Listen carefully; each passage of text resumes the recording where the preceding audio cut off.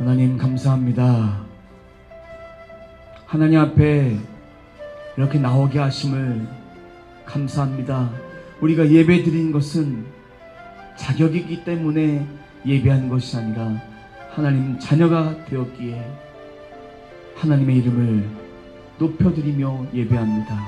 하나님, 오늘도 귀한 예배를 통해서 저희들에게 말씀하시는 주의 말씀을 듣길 원합니다. 다윗을 사용하셔서 아버지 다윗을 이스라엘의 구원자로서, 나라를 다시 세우는 자로서, 백성의 리더로서 사용하기 원하신 하나님, 다윗을 기름 부어 세우셨듯이 저희들도 기름 부어 세워주셔서 왕같은 제사장, 거룩한 나라, 그의 소유가 된 백성으로 저희를 사용해 주옵소서. 오늘도 그 말씀을 통해서 우리가 하나님 안에 살아나기를 원합니다. 하나님 말씀을 귀중하게 여기고 소중하게 여기는 말씀의 사람으로 오늘도 저희를 변화시켜 주옵소서. 날마다 예수 보혈을 증거하며 예수 보혈 안에 깨끗하게 정결케 되어지는 성결하고 거룩한 인생 되어질 수 있도록 인도해 주옵소서. 오늘도 귀한 말씀 증거될 때 이 말씀을 통해서 우리가 주의 말씀 안에 풍성한 은혜를 누리게 하여 주옵소서. 감사드리며 예수님의 이름으로 기도드립니다. 아멘. 오늘 말씀의 제목은 말씀 붙드는 신앙이라는 제목으로 하나님 말씀 정하도록 하겠습니다. 자신을 죽이려 하고 자신을 위협하려 하고 이런 상황 속에서 피해 다니면 보따리 인생인 거예요. 삶의 안정도 없고 오늘 무슨 일이 있을까? 잠자고 일어나면 내일 무슨 일이 있을까? 이렇게 두려워할 수밖에 없습니다. 늘 긴장하고 염려하고 언젠가 떠나야 하는 이런 심정 가지고 불안한 심정을 가지고 살면 얼마나 답답하고 얼마나 암울하고 얼마나 힘들겠습니까? 오늘 이러한 인생을 살고 있는 자들이 있습니다.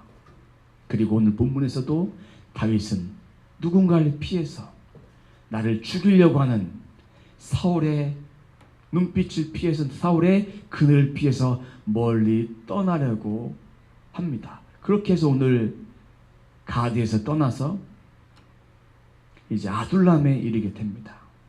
이 다윗이 이 고난받는 이 모습이 다윗을 예수 그리스도를 예표합니다. 예수님께서 이 땅에 오셔서 이유 없는 고난을 받으셨어요. 그저 진리를 선포했고 하나님 나라를 선포했는데 하나님께서 주신 그 지혜를 가지고 그 말씀을 전하셨는데 그것을 통해서 사두개인들, 바리새인들, 대제사장들 그들은 예수님을 핍박했고 예수님을 하나님을 모욕하는 신성 모독자로 넘기고 그렇게 예수님을 오해했습니다. 마찬가지로 다윗도 전쟁에 승리한 것밖에 없어요. 사울은 죽이려고 해요. 그 시점이 자기보다 뛰어난 거예요. 사울이 죽인 자는 천천히요. 다윗이 죽인 자는 만만히로다. 사울이 죽인 자는 천천히요. 다윗이 죽인 자는 만만히로다. 이것 때문에 시샘하기 시작해서 그렇게 고난이 시작이 됩니다. 이런 상황 속에서 하나님은 다윗을 보호하셨어요. 21장에서는 다윗이 기름 부은 왕으로서의 역할을 감당하기에 많이 부족했어요. 무엇을 하더라도 하나님 앞에 하나님 인도하심을 받지 못했는데 이번에 아둘람 굴에 가서는 하나님의 인도하심을 받기 위해서 하나님 메시지를 받아요. 무슨 메시지냐면 다윗이 핍박받는데 핍박받는 거를 통해서 그의 부모와 가족들을 핍박하니까 다윗의 소식을 듣고 그의 부모와 형제들이 다윗에게 옵니다. 와요. 그리고 나서 이 세상에 사울에게 핍박받고 상처받은 영혼들이 400명의 영혼들을 하나님께서 붙여주십니다. 2절 말씀 보면 환난당한 모든 자, 빚진 모든 자, 마음이 원통한 자 모두가 그에게로 모였는데 다윗을 우두머리 리더로 세워주셨어요. 그와 함께한 자가 400명가량 됩니다. 환난당한 자, 정치적으로 고통당한 자요, 왕으로부터 고통을 이유 없이 당한 자요, 빚진 자, 불합리한 채무, 불합리한 이자로 감당하지 못해서 빚을 갚지 못해서 노예로 팔려가기 직전에 있는 사람이 다윗에게 몰려오는 거예요. 모세 율법에는 사람을 빚을 못 갚아서 파서는 안 된다고 되어 있는데 사울은 모세 율법조차도 어긴 거예요. 또 하나는 마음에 원통한 자, 억울한 거예요. 이거를 누구한테 말할 자가 없는 거예요. 결국은 사울에게 상처받은 영혼이 다윗에게 먼저 주셨어요. 그 영혼들 때문에, 영혼들을 말미암아 다윗이 이제 내가 어딜 가야 되며 하나님의 뜻이 무엇인지를 발견하려고 몸부림칩니다. 이스라엘 왕으로서 이제 준비해야 돼요. 준비함에 있어서 다윗이 모압 왕에게 부탁을 해요. 자신의 부모를 내가 하나님의 뜻을 알기까지 내 부모님을 좀 잘 좀 돌봐주십시오. 정중하게 부탁합니다. 3절에 하나님이 나를 위하여 어떻게 하실지를 내가 알기까지 나의 부모가 나와서 당신들과 함께 있게 하기를 청하나이다. 간곡하게 부탁을 해요. 그러면 모압 족속, 다윗의 증조 할머니죠. 증조 할머니가 룻이에요. 룻이 모압 사람이었어요. 혈연 관계에 있는 사람에 가서 부탁을 한 거예요. 자신의 사명 따라 다윗은 부모님을 부탁했지만 부모님을 향한 끝없는 사랑, 책임감, 앞으로 왕으로서 이 나라 백성을 보살펴야 되기 때문에 한 사람 한 사람 귀하게 보는 거예요. 그 다음에 이제 자신을 향한 계획을 알고자 했어요. 도망자로서 내 인생 끝내고 싶지가 않았어요. 21장에서는 도망만 했어요. 하나님이 그 순간순간마다 지켜주시고 심지어 미친 척해서 가드에서 도망 나오게 되고 도망자로 인생 마무리하는 인생, 비참한 인생이 되는 거예요. 그럼 가드에서 보다 좀 성숙한 믿음이에요. 다윗이 받았던 이 고난이 성숙을 일으키게 하는 거예요. 나를 더 성장하게 만든 거예요. 다윗의 고난과 고통을 통해서 성장했듯이 우리도 지금 우리 삶 가운데 주어진 고난과 고통, 이것만 가지고 성장할 수 없어요. 이것과 함께 말씀과 성령으로 이것을 깨닫고 하나님께 돌아감이 내가 진짜 해야 될 일이구나 깨달으면 성장하는 거예요. 이 고난과 고통만 있으면 왜 나는 하는 일마다 안 될까? 원망하고 안 되니까 다른 일을 찾아보자. 그래도 안 되는 거예요. 이렇게 시간 낭비하는 인생이 아니라 이렇게 하나님 말씀과 성령으로 깨달으니까 내가 어떻게 살아야 될 것을 깨닫게 되는 거예요. 다윗도 자신의 고난 앞에 하나님이 나와 함께 하시니까 기름 부음 받은 왕으로서 이제 어떻게 해야 될 것인가를 고민하게 되고 하나님의 부르심을 받게 됩니다. 그럼 이 고난 앞에 다윗도 즐겁지 않았어요. 하나님, 고난 허락하신 하나님이 즐거우실까요?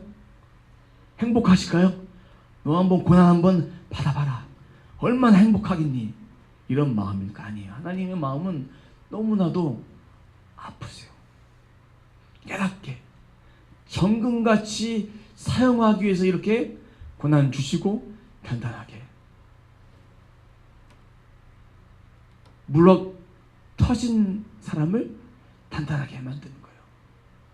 그거 있잖아요. 반죽을 할 때 밀가루 반죽할 때 물을 넣고 반죽하면 떡이 되잖아요. 이렇게. 근데 이거를 계속 치대고 막 하다 보면 이것이 찰진 반죽이 됩니다. 마찬가지로 우리도 인생 가운데 이 고난을 통해서 계속 깎아져 가는 거예요. 그러면서 아주 고급진, 하나님 쓰시기에 아주 적당한 반죽이 되는 거예요. 그것이 바로 성화되는 거예요. 누구를 닮아가느냐? 예수님을 닮아가는 그런 성화의 과정을 이루게 되는 거예요. 세상에 완전한 성화는 없어요.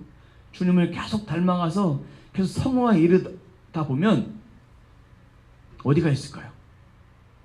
어디가 있을까요? 천국에 가게 되는 거예요. 그때가 생명 다 끝나는 거예요. 완전한 믿음이 없습니다. 하지만 주님을 닮아가는 그 한 가지 그 마음으로 주님을 향한 우선순위가 항상 있어야 된다라는 것입니다. 우리가 신앙생활 하면서 이 땅을 살면서 가야 될 곳, 가지 말아야 될 곳이 있어요. 그럼 가야 될 곳은 분명히 가야 되고, 가지 말아야 될 것은 거부할 수도 있어야 되고, 그리고 절제할 수도 있어야 돼요.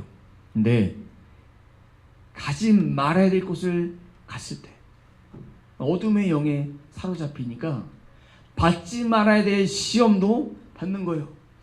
주님 안에 있으면 받아야 될 연단과 고통은 받게 되지만 받지 말아야 될 거 받는 거는 내가 짓지 말아야 될 죄를 더 짓는 거예요. 이거 우리 마음을 지켜야 돼요. 마음을 빼앗기지 말고 시간 낭비, 세월 낭비하지 말고 하나님께 더 집중하면 어둠의 영이 나를 사로잡지 못하도록 이렇게 우리를 날마다 보혈로 덮으시고 또 보혈로 자신의 어둠의 영이 다 떠나갈 수 있도록 나사렛 예수 그리스도의 명하노니 더럽고 추악한 것들은 떠나갈지어다 이러면서 개인적인 보혈로 나를 덮는 축사 기도를 해야 돼요. 그렇지 않으면 우리의 영이 깨끗해질 수가 없어요. 하나님의 깨끗하심을 우리는 입어야 돼요. 그것이 보혈이에요. 영원히 마셔야 될 보혈 음료예요. 세상에 있는 사람들에게 영원한 양식, 생명 양식이 말씀 밥이고 목마르지 않는 영원한 음료가 보혈 음료다. 예수님의 피다. 믿겠냐고요? 믿지 못하겠죠. 하지만 이 말씀의 은혜에 하나님을 향한 것이 비밀이 깨달아지면 이것을 알 수가 있습니다. 다윗도 하나님 메시지를 받은 즉시 그가 어떻게 살아야 될지를 깨닫는 거예요. 하나님의 영이 임하니까 하나님과 함께 하니까 이제는 그 어두움이 다 떠나가고 이제 하나님을 향한 그 갈망으로 가득 차니까 그럼 제가 어떻게 살아야 됩니까? 그때 선지자 갓을 통해서 유다 땅으로 가라. 5절 말씀에 유다 땅으로 들어가 다윗이 떠나 헤렛 수풀에 이르니라. 유다 땅은 뭘까요? 이스라엘의 기름 부은 왕으로서 가야 될 땅이 바로 이스라엘 땅인 거예요. 이 땅으로 가서 다시 돌아가서 너의 일을 해라. 백성을 돌보고 압제당한 자를 보살펴주고 외부의 침입으로부터 방패막이 되어주어라. 사명을 부여하는 거예요. 떠나지 말고 있어라 하는 말씀이에요. 하나님이 원하시는 것이 그거예요. 그 땅을 지키는 거. 다윗이 갈 길이 바로 이스라엘 땅, 유다 땅으로 가는 것이었습니다. 이 메시지를 듣고 다윗은 갑니다. 하나님 우리들에게 메시지를 주십니다. 주실 때 그 메시지에 대해서 계속 우리 인간이 부족하니까 분별을 해야 돼요. 계속 주님 앞에 이게 맞습니까? 맞습니까? 계속 질문하면서 한 발짝 한 발짝씩 가는 거예요. 주님 말씀하셨는데 그 한 발짝 어떻게 갑니까? 한 발짝 디디고 가는 거예요.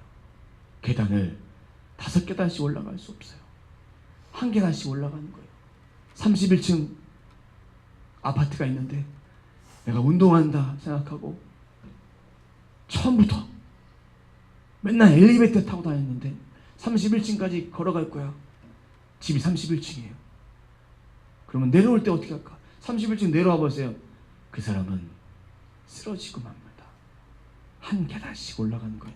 영적인 것도 한 계단씩, 하나님의 명령도 하나하나 순종하다 보면 어느샌가 31층에 이룰 수 있어요. 우리의 믿음의 분량도 그렇게 자라가는 거예요. 각 선지자를 통해서 주셨기 때문에 다윗은 갑니다. 가요. 가장 안전한 장소예요. 세이프 존인 거예요. 가장 안전한 장소로 다윗은 가서 하나님의 보호하심을 따라 그렇게 할 수 있었어요. 왜요? 하나님의 임재의 떡, 진설병, 하나님의 영광과 능력이 있는 그 검을 가졌기 때문에 이제 다윗은 승리할 수 있습니다. 근데 이런 다윗의 승리의 반면 사울은 어떻게 했을까요? 그의 아들 요나단, 신하들 다 못 믿었어요. 왜? 아들이 뒤통수 쳤기 때문에. 아버지가 다윗을 죽이려 했을 때 다윗을 몰래 빼서 도망시켰어요. 그래서 사울은요, 자기 아들과 신하들이 작당 모의에서 매복해 있다가 나를 죽이려고 한다고 오해하는 거예요. 모든 사람들을 믿지 못해요. 8절 말씀 보도록 하겠습니다. 너희가 다 공모하여 나를 대적하며 내 아들이 이새의 아들과 맹약하였을 때 내게 고발하는 자가 하나도 없고 나를 위하여 슬퍼하거나 내 아들이 내 신하를 선동하여 오늘이라도 매복하였다가 나를 치려하는 것을 내게 알린 자가 하나도 없도다 하니 못 믿는 거예요. 결국은 이 상처받은 영혼 400명이 떠났다는 얘기는 사울에게 임했던 하나님의 영이 떠났고 사울의 왕권이 무너지기 시작한 거예요. 무너지기 시작한 거예요. 그래서 도액이라는 사람이 아비멜렉이 다윗을 위해서 진설병 준 거, 검을 준 거, 기도해 준 거, 이 사실을 다 알리는 거예요. 다른 신하들은 다 알리지 않았고 요나단은 알리지 않았는데 이 도액이 충성하는 신하가 다시 한번 나타나게 됩니다. 그래서 아비멜렉을 사람을 불러서 불러옵니다. 그리고 묻습니다. 이 13절 말씀인데 13절 말씀을 제가 세번역 성경을 한번 읽어드리도록 하겠습니다. 사울이 그를 꾸짖었다.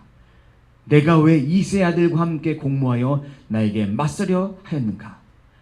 내가 왜 그에게 빵과 칼을 주고 왜 그가 하여야 할 일을 하나님께 물어서 그가 오늘날과 같이 일어나서 나를 죽이려고 매복하도록 하였는가? 다윗이 사울을 죽이려 한 적도 없고 오해하는 거예요.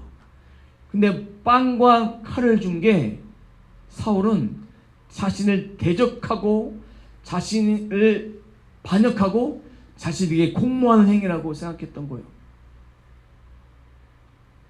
사울은 제정신이 아닌 거예요. 오늘날의 말로 말하면 조현병 환자와 같은 거예요. 조현병이 뭐냐면 정신병 환자를 좀 이렇게 언어를 좀 바꿔서 조현병이라고 합니다.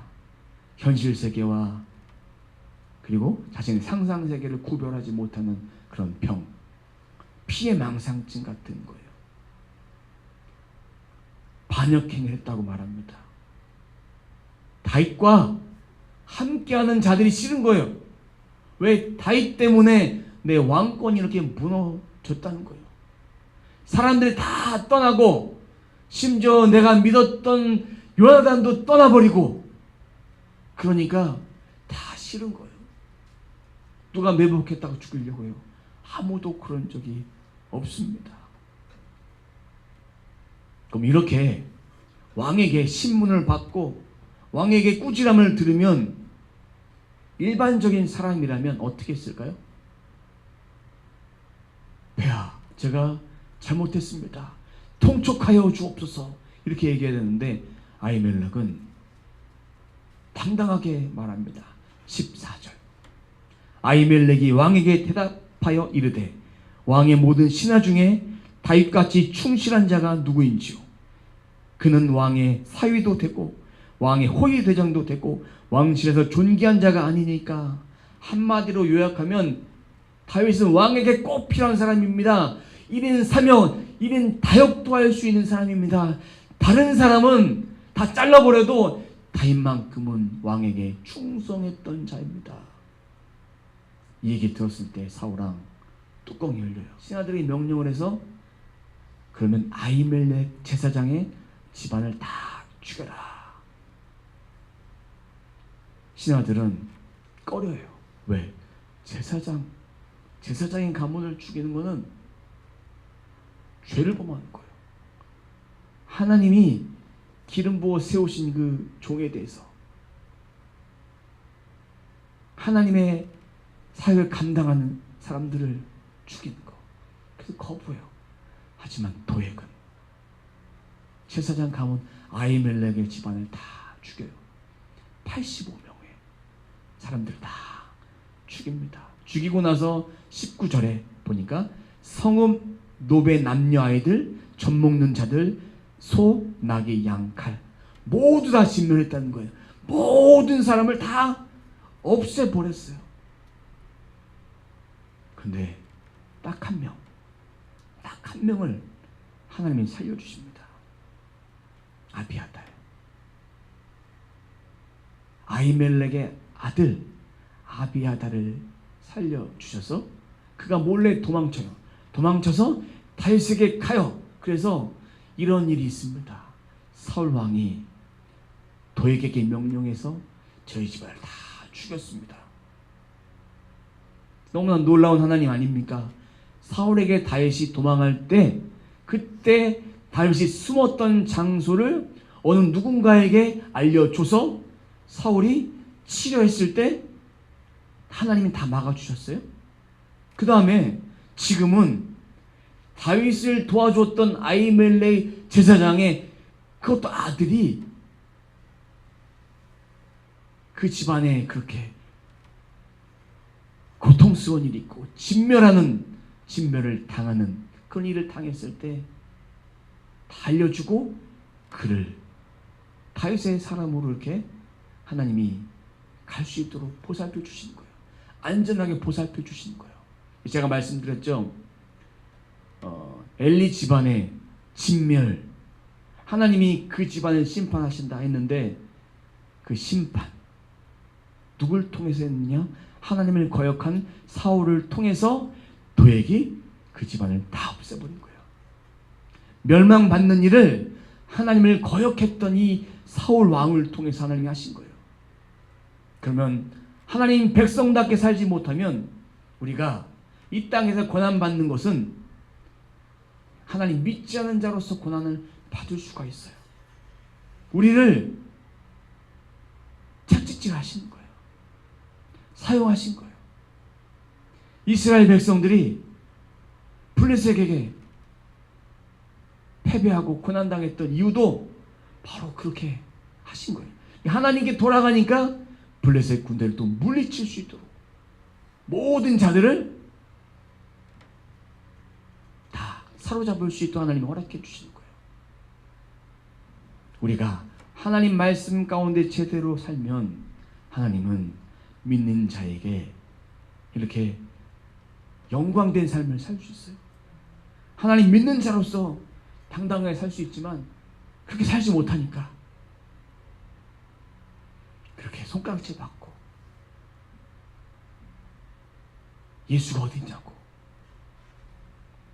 기독교를 뭐 개독교라고 말하잖아요. 그렇게 취급받으면서 살 수밖에 없는 거예요. 누군가 그러더라고요. 여러 가지 사건을 보면서 요약하자면 그분이 믿지 않는 분인데 뭐라고 말하냐면 진짜 진실하게 하나님 믿으면 신앙생활 했으면 좋겠다고. 믿지 않는 분들도 그렇게 얘기하는 거예요. 다는 말할 수는 없지만 진짜 그냥 하나님만 믿었으면 좋겠다고, 말씀만 믿었으면 좋겠다고, 다른 여러 가지 행동 그거 다 욕심 아니냐고 그 말 듣는데 푹 찔리는 거예요.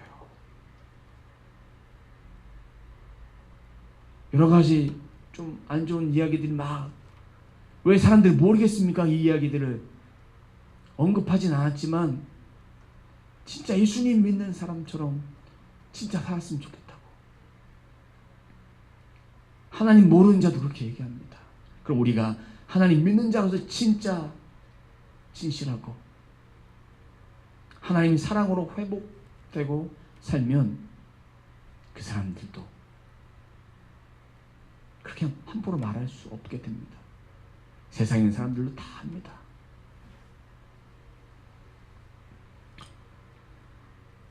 사울이 제사장을 죽인 것은 하나님의 임재가, 하나님의 영광이 사울에게 떠났다는 거예요. 아히멜렉의 아들 아비아다를 얻은 것은 하나님께서, 여호와께서 다윗에게 함께 하신다는 것을 상징해요. 우리가 하나님의 은혜 안에서 산다는 것은 하나님의 말씀을 붙든다는 거예요. 상황이 어떻게 됐든 그것보다 더 중요한 것은 하나님 말씀을 붙드는 거예요. 예배는 잘 드리는데 말씀대로 살지 못한다. 이건 이중인격인 거예요.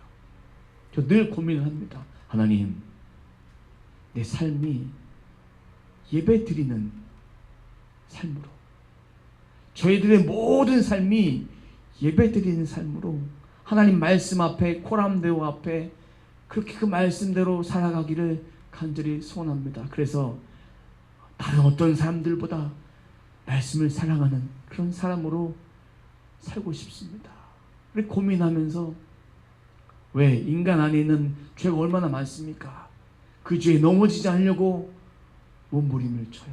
우리 모두는 다 그렇게 살고 있습니다. 그래서 하나님과의 친밀한 관계로 회복될 때 하나님의 영광과 임재가 우리들에게 있습니다.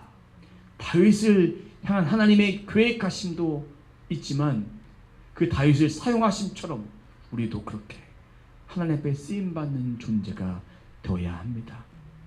하나님 앞에 그렇게 살게 되면 하나님이 안전을 보장해 주십니다.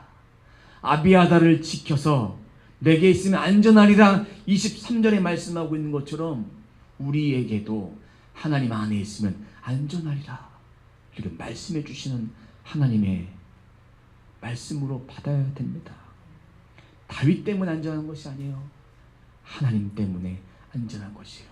하나님이 방패 되시고 도움 되시고 산성 되시고 의지할 구원자 되심을 우리는 알아야 합니다. 생명과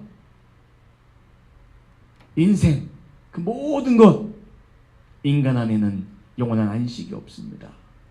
다윗의 능력 때문이 아니라 하나님의 능력 때문에 우리가 얼마나 살겠습니까?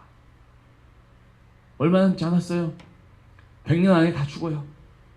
다 죽지만 그래도 하나님 자녀로서 이 땅에 그렇게 살아야 합니다.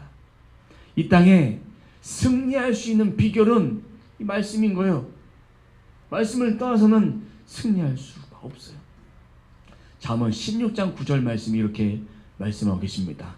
사람이 마음으로 자기 길을 계획할지라도 그의 걸음을 인도하시는 이는 여호와이시니라. 그 걸음 하나님이 인도하지 않으시면 걸어갈 수 없어요. 우리가 아무리 많은 계획을 세워도 하나님이 열어주지 않으면 백일몽이에요. 한낱 꿈에 불과합니다.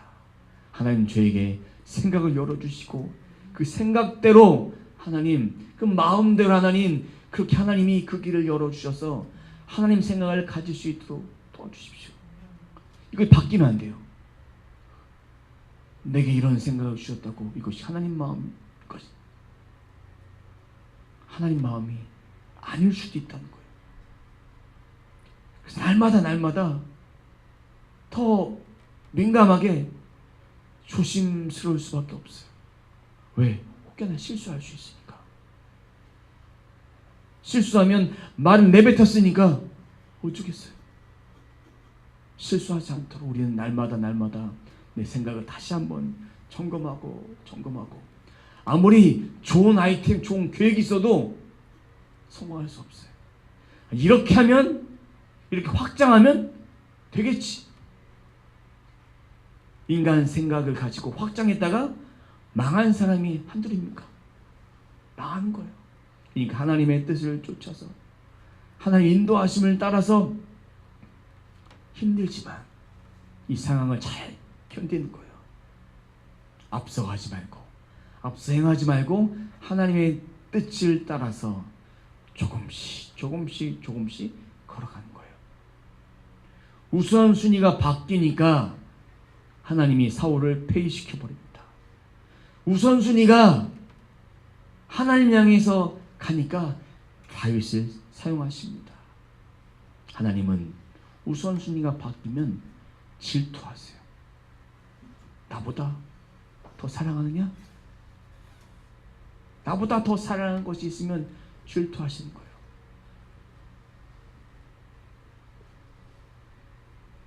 하나님을 향한 그 마음으로 우리는 마음을 다잡기 위해서 이 말씀이 필요한 거예요. 365일 평생토록 계속해서 반복해서 하나님 말씀 사랑하십시오. 그렇게 얘기해도 이 말씀대로 살지 못하는 것이 우요 연약한 인간이. 그래서 반복할 수밖에 없는 거예요. 이 말씀을 채우십시오. 성경 66권의 말씀을 하루에 단 한 장이라도 좋습니다. 그거라도 읽어야 돼요. 그거라도 읽고 이 말씀을 통해서 내게 생각나게 하는 거를 나에게 한번 비춰보세요. 그냥 그 말씀을 통해서 그걸로 땡! 끝내지 마시고 이 말씀을 통해서 내게 하고자 하는 말씀이 무엇인지를 깊이 묵상해 보십시오. 그러면 하나님이 저희들에게 주신 말씀을 들을 수 있고 깨달을 수 있습니다. 그래야 깊어지는 거예요. 겉만 하지 마시고 속에 중심을 하나님 앞에 드리고 하나님 앞에 그렇게 중심대로 살 수 있어야 합니다. 어제의 믿음, 순종, 그것이 오늘에 이어지는 거예요. 그래야 내일에 이어지는 거예요. 어제의 믿음과 어제의 순종으로 딱 끝나면 오늘은 아무것도 없는 거예요. 내일도 아무것도 없는 거예요. 그것이 이어지는 것이 믿음이고 신앙이고 그리스도인의 신실함 그리고 열매 맺는 삶을 살게 되는 것입니다. 이 믿음과 순종 위에 말씀의 신앙이 뿌려져야 합니다. 말씀의 신앙, 이것이 이렇게 붙드는 신앙이 하나님과 더 가까이 가는 신앙이고 말씀대로 생활하는 신앙이에요. 이 말씀대로 신앙하는, 읽었다고 말씀대로 신앙생활하는 것이 아니라는 것을 좀 말씀을 드리고 싶습니다. 읽었으면 담아두시고 계속해서 담아두십시오. 그러면 내게 분명히 잘하는 것이 있어요. 씨를 뿌렸다고 해서 다 잘하는 것이 아니에요. 잘할 것만 잘해요. 그럼 계속 뿌리면 언젠가는 자라게 돼 있어요. 건강한 씨앗, 건강한 열매를 맺을 수 있도록 우리의 심령에 이렇게 계속 뿌리십시오. 그것이 하나님과 함께하는 신앙생활의 비결입니다. 친밀함의 시작이요 신앙생활의 시작입니다. 바라기는 우리 모두가 매일 말씀을 붙들고 신앙생활하는 삶이 되시길 주님의 이름으로 축원합니다. 기도하겠습니다. 하나님 감사합니다. 다윗에게 임했던 하나님의 은혜, 이스라엘 백성에게 다시 돌아가는 것입니다. 유다 땅으로 다시 돌아가서 자신의 사명을 이루는 것입니다. 우리가 하나님 말씀에 순종하기 위해서 다른 어떤 행위보다 더 중요한 것은 하나님 말씀으로 돌아가서 내 삶 가운데 최선을 다해서 주의 말씀을 붙들고 사는 것입니다. 그것이 진짜 신앙생활이고 그 마음을 통해서 우리가 많은 사람들을 품을 수 있습니다. 먼저 품기 전에 그릇을 준비하고 우리 심령이 주님과 같은 심령으로 바뀌어질 수 있도록 인도해 주시고 아버지 함께하여 주옵소서.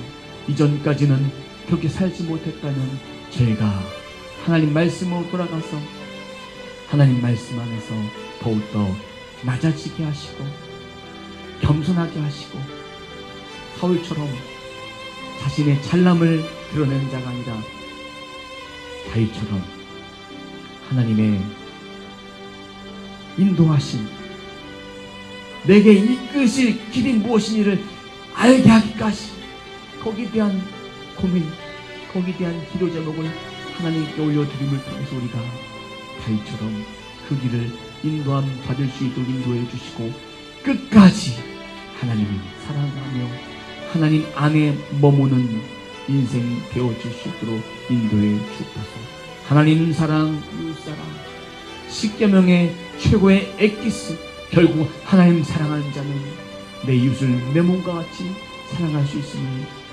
고백합니다. 우리가 하나님 사랑하지 못하면 우리 자신도 사랑할 수 없고 다른 사람도 사랑할 수 없으니 우리가 진짜 하나님 사랑, 예수 그리스도의 피 묻은 복음으로 먼저 깨지게 하시고 변화되게 하여 주옵소서. 주님 감사합니다. 우리의 뜻대로 우리 인생 살지 않고 하나님의 뜻대로 그 길에 인도함 받으며 살 수 있도록 주의 말씀에 붙들린 바 되게 하여 주옵소서. 오늘도 말씀 앞에 서게 하시니 감사합니다. 이번 한 주도 말씀 앞에 서게 하시고 하나님 자녀로서 영광 가리지 않는 삶을 살게 하여 주옵소서. 감사드리며 예수님의 이름으로 기도드립니다. 아멘.